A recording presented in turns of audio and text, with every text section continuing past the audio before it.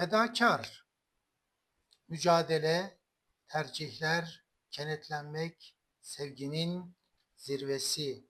Her bir ashab-ı kiram en güzel ahlak ile donanmış ve bariz özellikleriyle adeta müsemma olmuşlardır. Hazreti Hamza radıyallahu anhu cesaret ve yiğitlik.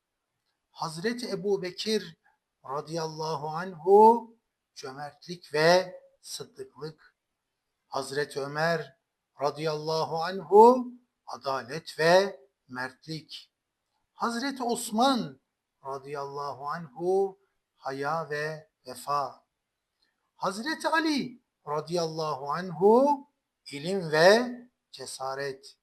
Medine-i Münevvere'de ensar ve muhacir. Mekke-i Mükerreme mücadele ve direniş.